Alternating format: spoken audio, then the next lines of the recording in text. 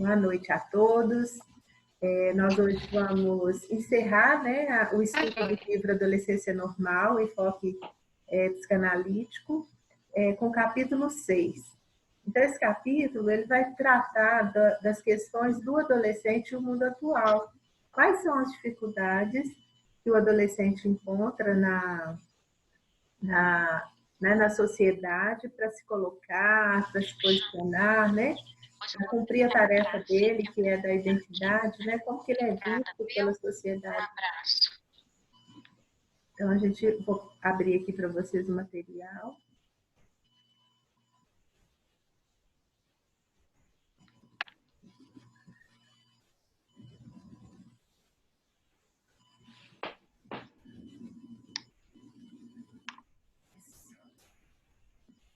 Ver se eu vou dar conta de tirar esses quadradinhos aqui. Eu acho que cada um pode tirar o seu, vocês sabem ir lá em cima e para tirar, né? Aí à direita, lá em cima, onde tem um quadrinho, ele fica na frente do slide. Vocês conseguem fazer isso? Dá para fazer. Dá para fazer? Então.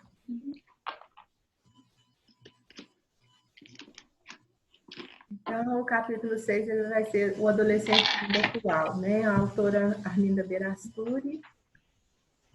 E eu trouxe essa imagem aqui para vocês, né? Porque o adolescente diante, né, desse mundo vasto aí, do mundo adulto, né, que ainda é desconhecido, que está convocando esse adolescente a se incorporar nele, com as regras dele, né, com as formas de viver, né, que são próprias dos adultos, com todas as suas contradições, com todas as suas dificuldades, né, com todas as ainda, né, situações em que o adolescente não consegue compreender, né, e se posicionar, mas já está aí, né, já está aí participando, né, da família, da sociedade, da escola, né, convivendo com todo esse aparato, né, social, as informações, com tudo que ele traz, né, que chega até ele, e ele vai precisando, né, ele precisa se adaptar a todas essas situações, né, sociais.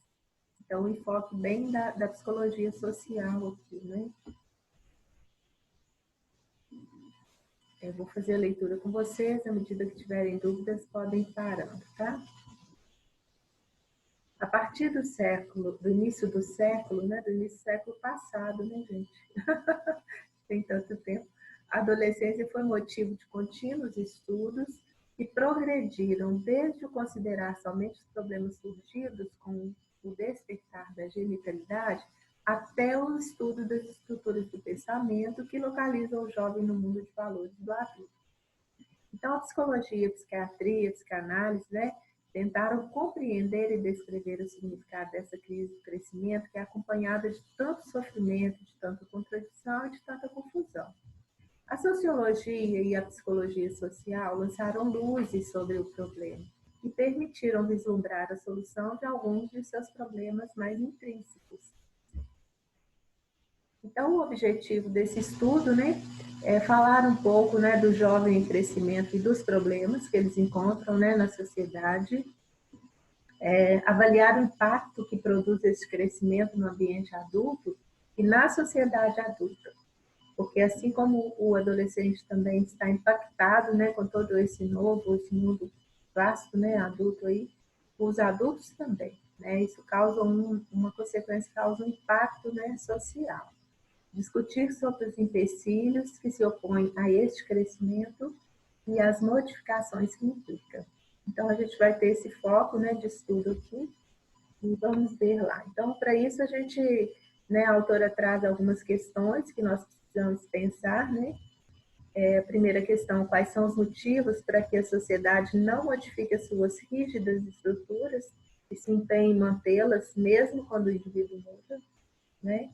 Por que, então, que a sociedade é tão resistente, né, a incorporar esse novo que chega, com suas ideias novas, com suas mudanças, né, com tudo que acontece na adolescência? E conflitos conscientes ou inconscientes fazem com que os pais ignorem ou não compreendam a evolução do filho. Então, é sobre isso que a gente vai, né, estudar e buscar essas respostas, então.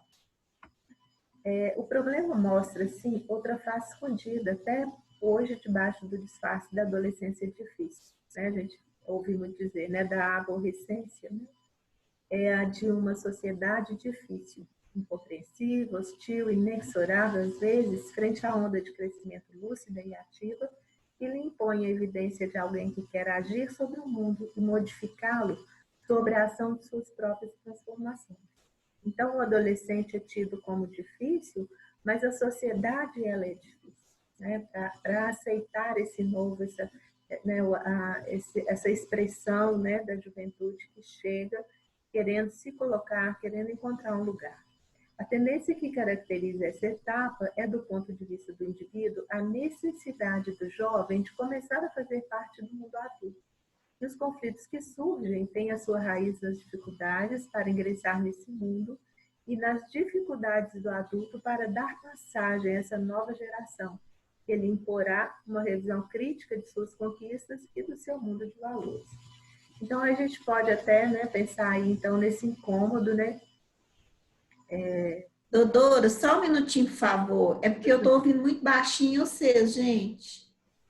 Tá baixo? Aham. Vou tentar aqui. Será que Pra mim tá normal. Tá normal aí, Breno? Pra mim tá. Aqui também tá normal. Tá normal, obrigada.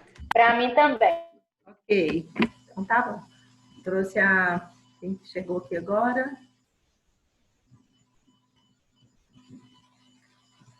Bom, então vamos lá. Os jovens, né, de todas as gerações, eles chegam, né, no mundo adulto fazendo uma revisão crítica, né? Eles vão criticar ou vão contestar aqueles valores que já estão estabelecidos. Esse é um dos pontos, né, porque a sociedade, então, cria uma resistência. Né? Então, aqueles valores já estão ali, já estão sendo, né, valorizados e vividos há tantos anos, e a juventude chega contestando, quebrando isso aí. Né? Então, isso vai causar resistência na sociedade.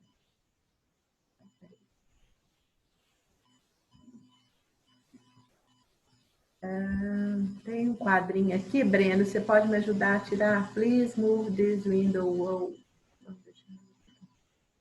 Eu não consigo tirar esse quadrinho que aparece aqui, sabe? Tá, deu uma sumidinha, sumiu. A característica da adolescência é que a criança, queira ou não, vê-se obrigada a entrar no mundo do adulto. Peraí, vou voltar.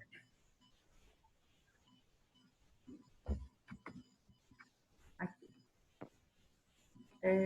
Vocês conseguem enxergar um quadrinho com a moldura amarela e um escrito preto e vermelho? Sim. Como é que a gente tira isso da frente, hein, Breno, do texto? Você consegue clicar na borda do quadrado? Ele agora sumiu sozinho, eu não fiz nada, ele vai sumir e aparece. Vou tentar aqui clicar para ver se... Não, tá passando os slides.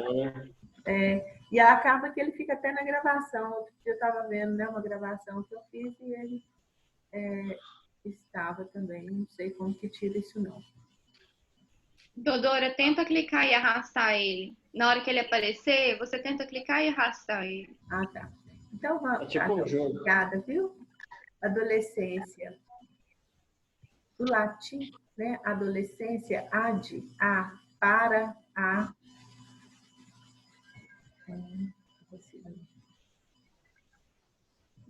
Não quer arrastar, não. Deixa ele aí, depois eu já acostumo, ele tá indo e voltando.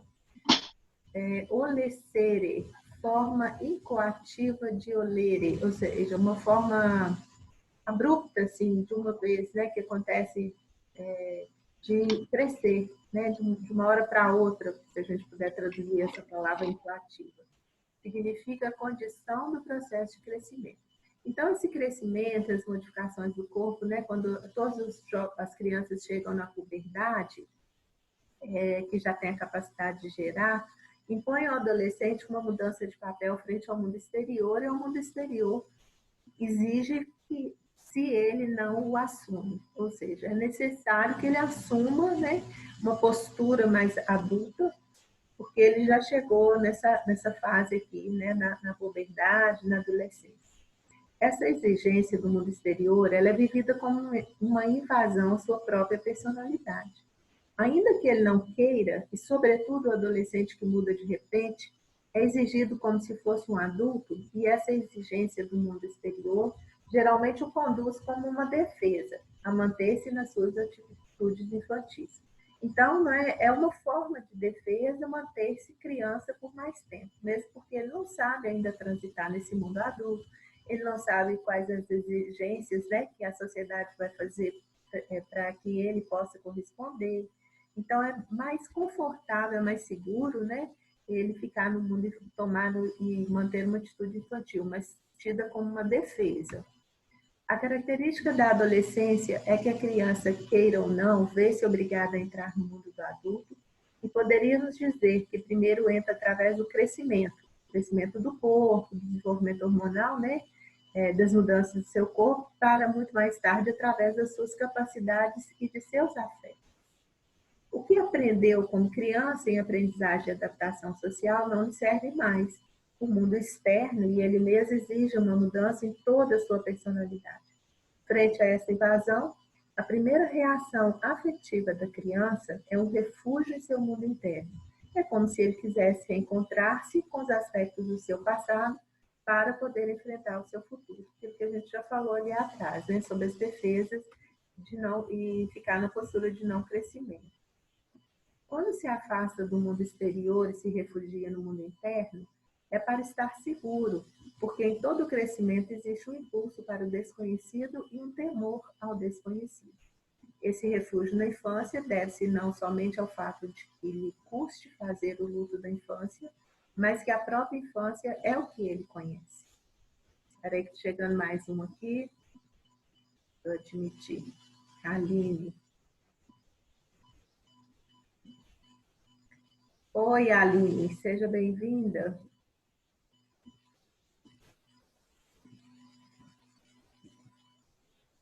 Esse refúgio na infância deve-se não somente ao fato de que lhe custe fazer o luto da infância, mas que a própria infância é o que ele conhece.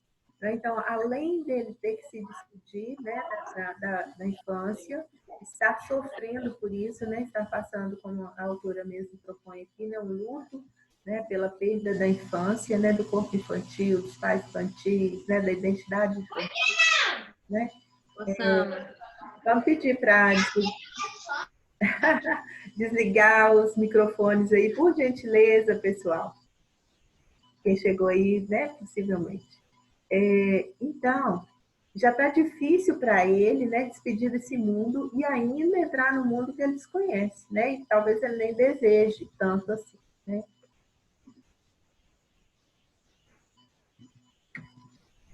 Seu papel frente ao ambiente imediato, frente à escola, frente aos grupos de companheiros, é um papel de criança, ao qual ele já estava adaptado há muitos anos.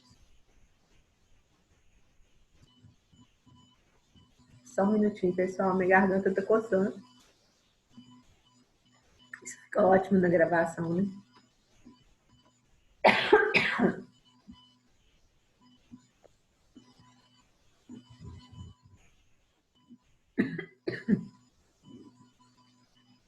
O adolescente prioriza, nesse momento, uma atitude crítica frente ao mundo externo e frente aos adultos em geral. Ele não quer ser como determinados adultos que rejeitam, escolhendo em troca um ideal. É o que a gente falou, né? Ele vai buscar um modelo de um professor, de um pai de algum amigo, ou um líder espiritual, ou um ídolo, né? Para substituir, então, esses adultos que ele não se identificam, né? Que ele não quer ser como eles. O mundo interno, que foi se desenvolvendo através de toda a sua infância, identificando-se com aspectos de seus pais, professores ou figuras substitutas de ambos, servir-lhe-á de ponte para ligar-se novamente com o mundo externo, que é novo para ele em consequência da sua mudança de estado. O luto pela infância e pelos pais da infância mistura o ego e o mundo exterior, ou seja, mistura o mundo interior, né, com o mundo exterior. não sou uma criança. Eu mesmo perdi a minha condição de criança. Meus pais são os pais de um adulto e eu tenho que me comportar como tal, como o meu corpo, a minha mente e a sociedade me exigem. Ou seja, esse corpo que já tem, né, pulsões sexuais ativas ali, né, demandando já a satisfação dos desejos, né? Esse corpo que cresceu em tamanho, cresceu em cheiros, mudou todo, né? E também a mente, que a gente falou, o pensamento também muda, né? Virtude dessa mudança corporal, e a sociedade exige. Então, é muita coisa, né? São muitos fatores que o adolescente tem que lidar nessa fase com relação a essas convocações, vamos dizer, sociais. É por isso que outro dos problemas centrais da adolescência é a busca da sua identidade. Todos esses problemas são mais graves atualmente, pois vivemos num mundo no qual a tensão e a ansiedade criadas pelo acúmulo dos meios de destruição representam uma ameaça permanente e sabemos que a estabilidade é o clima necessário para que o ser humano se desenvolva normalmente, né? Então, há que se destruir ou desconstruir, né, aquela identidade anterior, infantil, para construir agora uma identidade. Aqui, aquilo que a gente já viu um pouco do Erik Erikson, né, que a grande tarefa do adolescente é a construção da identidade. Né? Ele agora tem que se sentir, né, uma pessoa, né, com todas as suas características, e caso contrário, fracasse nisso, ele vai levando isso pelo resto da vida, né, ou por longa fase da vida aí, buscando esse lugar, o quem sou eu, né, essa identidade dele. Precisamos hoje, mais do que nunca, recorrer a todos os conhecimentos sobre o homem e aplicá-los para encontrar a melhor forma de resistir a essa angústia de hoje.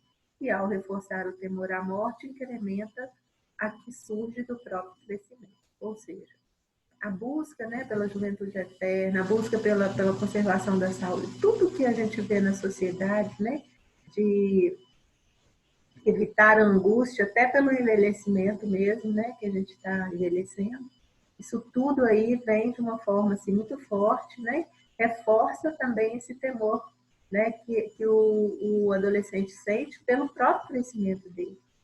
Então, as questões sociais, as demandas da sociedade, né, frente a todos os aspectos da nossa vida, elas são pesadas, elas são difíceis para o adolescente, né? Porque ele está sofrendo, né, muitas perdas e ele ainda não tem como lidar com essas outras convocações. E aí a gente chega na conclusão, né, que na formulação das medidas para uma higiene mental do adolescente devem admitir-se caracteres próprios ou características próprias, né, e, portanto, medidas específicas nos diferentes meios sociais, e especialmente em sociedades como as latino-americanas, que estão sofrendo, em diversos graus, uma transformação da sociedade tradicional à sociedade moderna, técnica ou industrializada, ou de um mundo rural, a adaptação dos avanços do industrialismo e da urbanização. E aqui a gente coloca também, né, essa transformação da sociedade digital, né, pessoal? A gente não pode esquecer a questão da tecnologia, o tanto que isso impacta, né, e vai causar mudanças sociais muito grandes, vem causando mudanças sociais, tanto que nós estamos aqui, olha, no vínculo, né, através da tecnologia, coisa que nós não pensávamos há 3, 4, 5 meses atrás, né, que a gente estaria assim vivendo isso. Então, para o adolescente, né, essa entrada no mundo adulto, né, responder a essas demandas que a sociedade faz, né, para ele, é muito pesado, é muito difícil.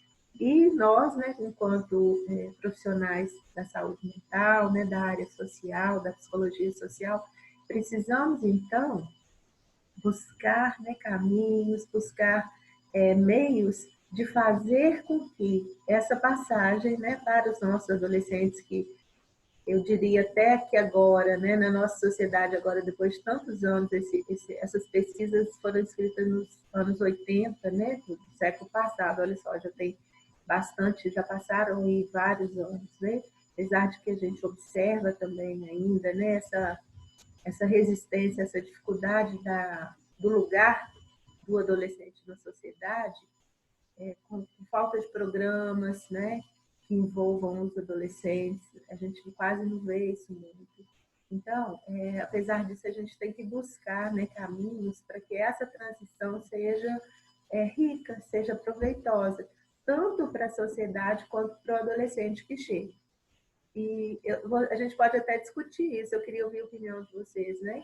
Como é que fica uma sociedade onde os adolescentes hoje, nessa questão tecnológica, eles são mais competentes do que os adultos? É uma pergunta para a gente se fazer aí, né? Será que todos os caminhos, todas as portas estão fechadas, né? Há dificuldades, né, grandes aí ainda, né? A questão política, a questão econômica, a questão religiosa, né? Os campos, né, de atuação na sociedade, né? Será que esses canais estão abertos para os adolescentes, com tudo que eles têm, né, de bom, com toda a crítica que eles fazem, com as contestações que eles trazem, que podem trazer caminhos melhores, né, para a sociedade? Como é que isso é visto, né? Então, para finalizar, eu trouxe essa imagem, eu acho que ela representa bem, né?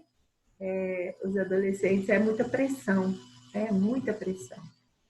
muita pressão e poucas soluções, poucos caminhos, né? Bom, com isso, então, deixa eu ver como que eu quero voltar agora.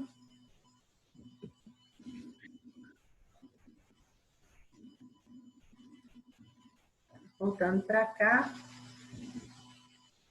Então, a gente ainda tem um tempinho, né, pessoal? A gente ainda tem possivelmente mais uns 5 minutos. E eu queria ver se vocês querem fazer algum comentário, né?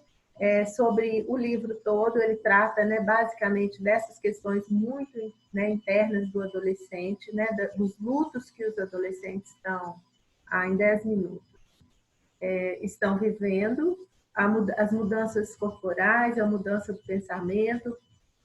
Gente, para onde que eu fui? Então, eu queria ouvir vocês. Querem fazer algum comentário?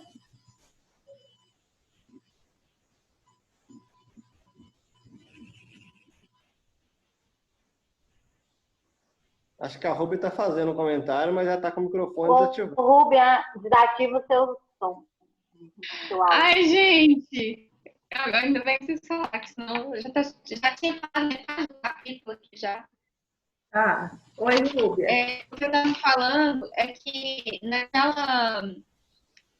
no resumo do capítulo 5, que a gente viu que o último luto é o luto pelos pais infantis, né?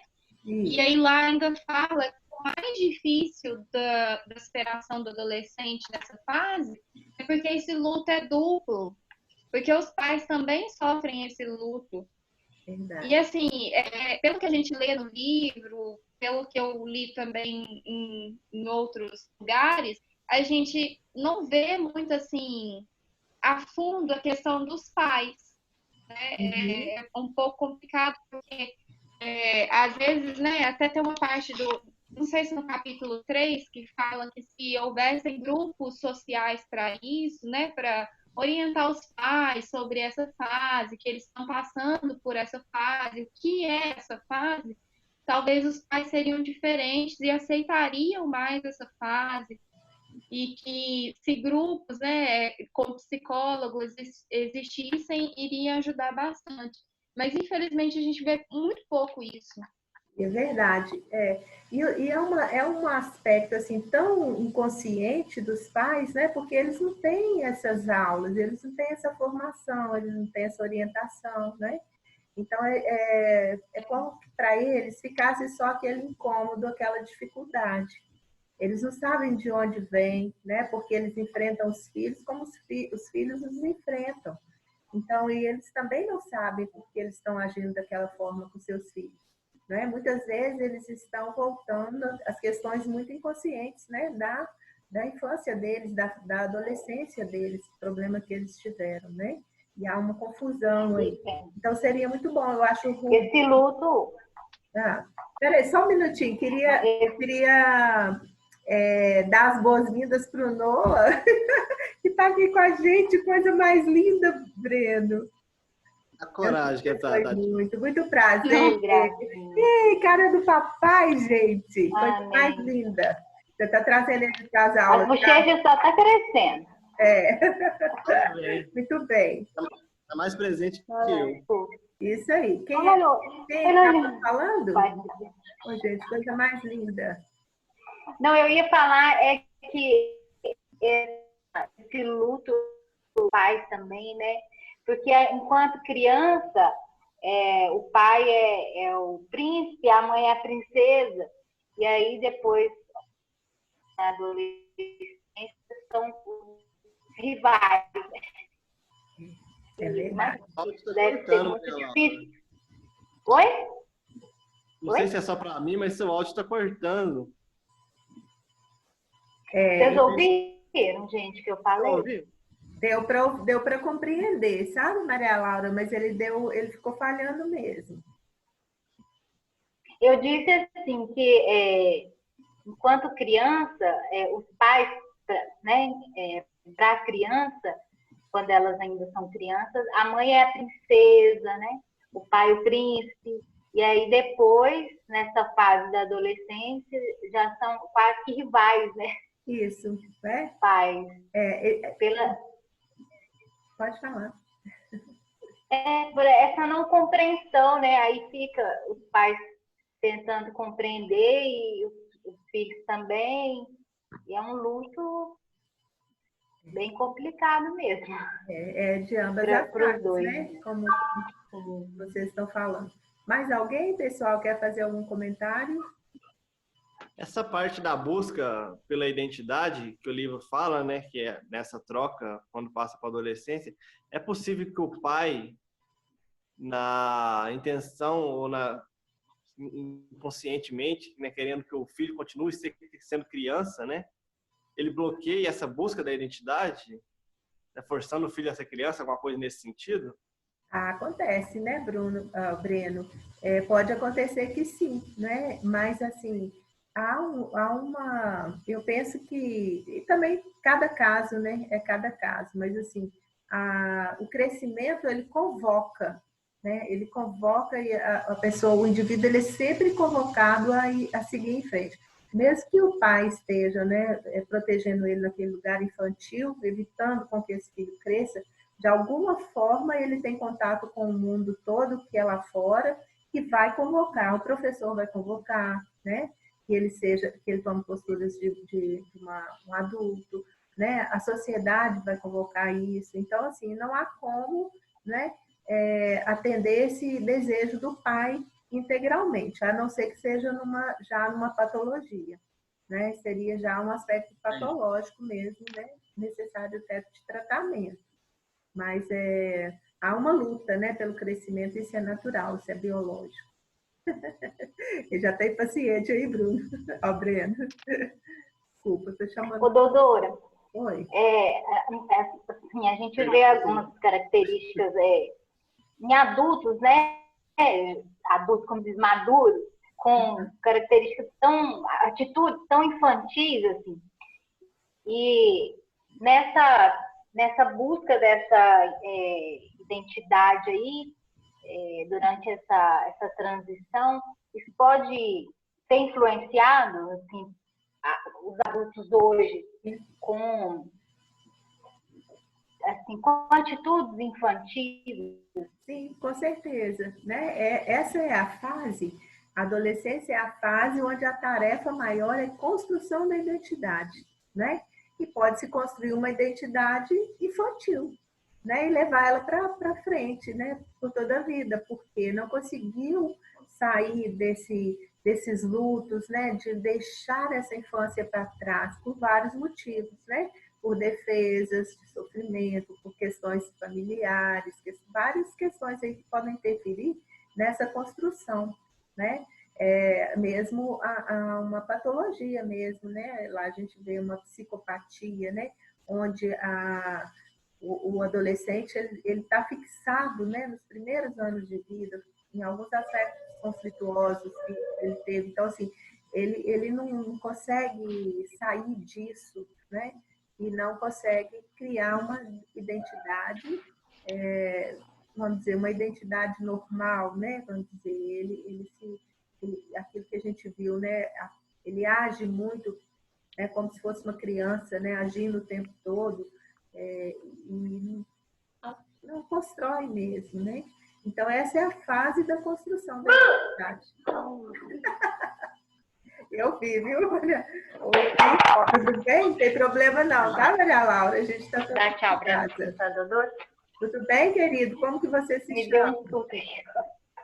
Você deu um susto na mamãe, né? Fala para ela seu nome. Fala para ela seu nome. Fala. Tá com vergonha? Até a professora assustou. Mas se respondi, Maria Laura. Esse período, Sim. ele é o básico para a construção de uma identidade adulta. Então, os modelos que ele vai seguir, né, tudo tem influências, né, além dos lutos que ele precisa fazer, né? São muitos aspectos envolvidos aí, né? Então, assim, talvez... Acabou só até agora.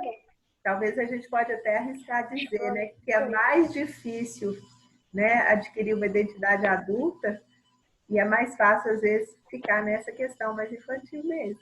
Que é duro, né? Crescer dói, né, gente? Não dói? Olha, você vê que coisa boa quando é criança, né? Proteção, tem tudo aí, né? Eu não sei o que dói mais, se é crescer ou se é deixar eles crescerem. Né, Brena? Aproveita, Brena, aproveita.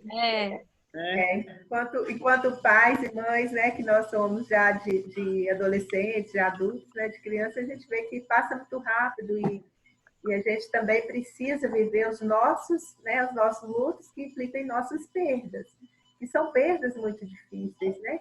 Quando você sente que você já não é mais necessária, né, naquela utilidade que você tinha, dói demais, sofre muito, né? Os